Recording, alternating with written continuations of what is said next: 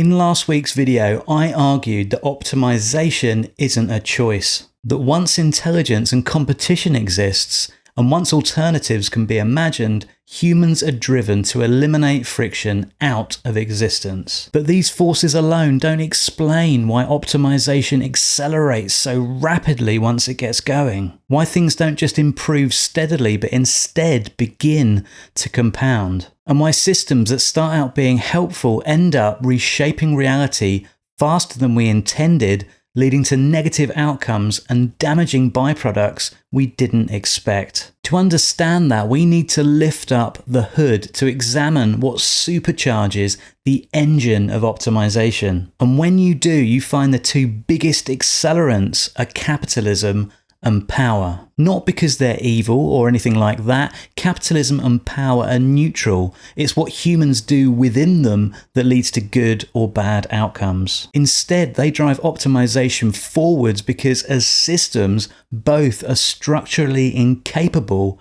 of slowing down. Capitalism didn't invent our urge to optimize, but it created a framework in which optimization is rewarded endlessly. If you can make something faster, cheaper, more convenient, or more scalable than your competitor, then your business survives. But if you don't, then your business will disappear. This isn't ideology, it's an inevitable pressure that determines who wins or loses in the free market. Unfortunately, the market doesn't care whether optimizing a product or a service improves human well-being overall. It only cares about how optimization improves competitive advantage for those products or services. And because optimization increases efficiency, the resulting profits get reinvested. Profits fund better tools increase efficiency, efficiency lowers costs, and lower costs increases market dominance. And therefore, capitalism views optimization as a necessary recursive cycle. Now, importantly, what many people miss is that this process doesn't require anyone to be ruthless or to want to cause harm. Obviously, it's human nature to want to find the villains in any given situation, people or institutions who have evil intent. But that's because our brains operate on the level of narratives. We prefer to resolve things into neat little stories that explain the complexity that we struggle to take in. In reality, many companies are staffed by well-meaning people driven by reasonable goals, and yet they must participate in a system that requires them to remove friction faster than humans can adapt.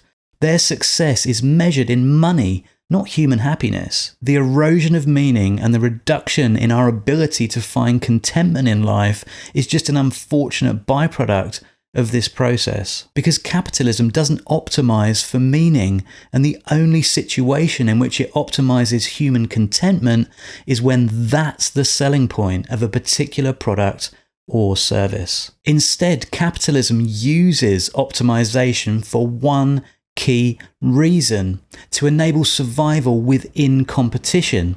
And survival inside competition will always favor acceleration. The more rapidly a business can grow, the more money it can generate, and the more successful it will be as a result. Meanwhile, the wider human experience doesn't really enter the equation.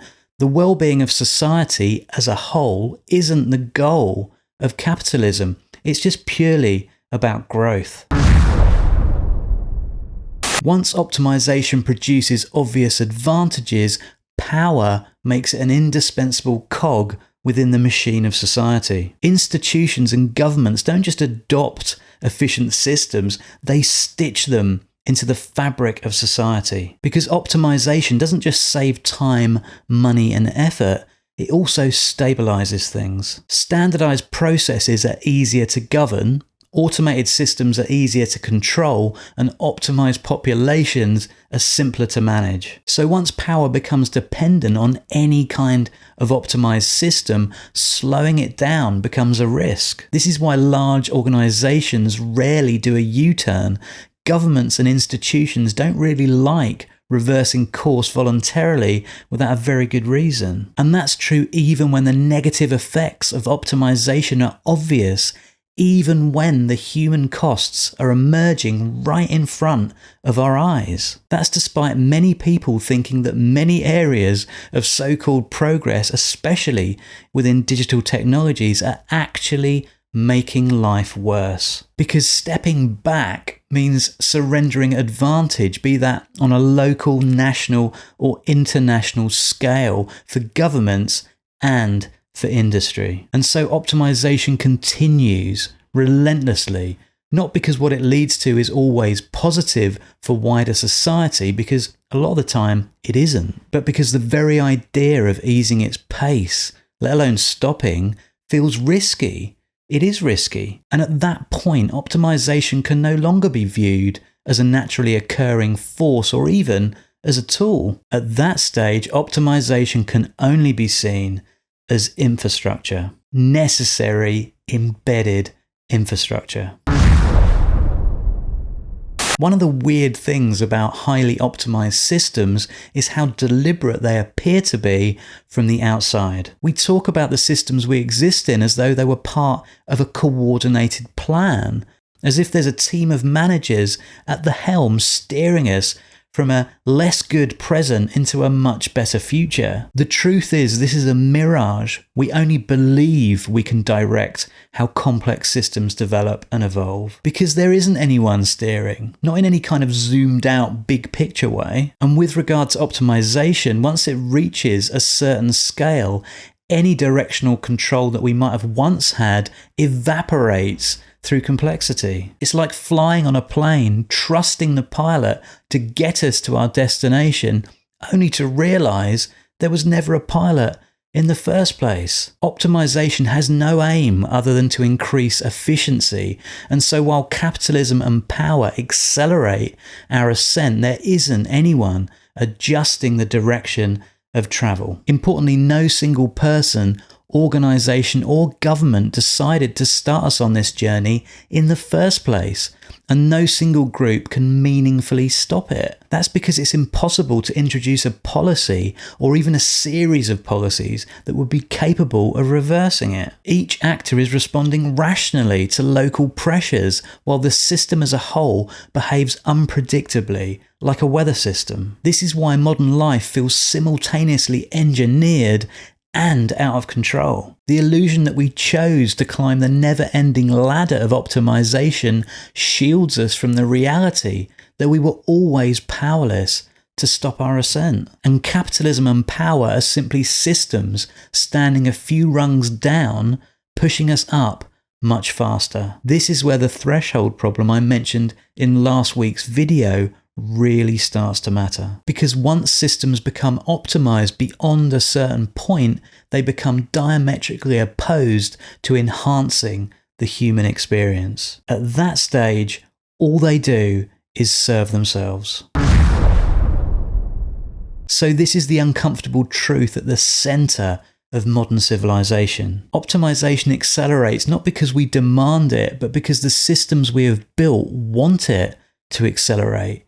They can't abide stagnation. Capitalism rewards speed, and power entrenches efficiency. Meanwhile, competition punishes any kind of restraint. And once those forces align, optimization becomes self-sustaining, endlessly sped up, and completely and totally unstoppable. This is why appeals to ethics, moderation, or slowing down rarely make a dent, even though the intention is good and makes complete sense. Those arguments are speaking the wrong language. You can't negotiate with systemic acceleration. You can only really hope to try and understand it. But once you do, something important begins to come into focus. Because if optimization always accelerates regardless of what we do, then the real danger isn't progress itself. It's what happens when acceleration outpaces the human capacity to adapt. So in the next video, I want to look closely at that breaking point, the point at which optimization crosses a threshold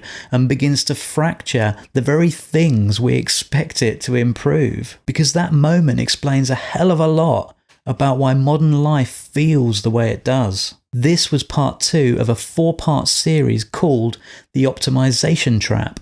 Part 3 goes live next week. As always, thank you so much for watching. I look forward to seeing you in the next video. This video was based on my writing over at layeredfuture.com. If you'd like to explore the full article or browse through other topics, you'll find it all there.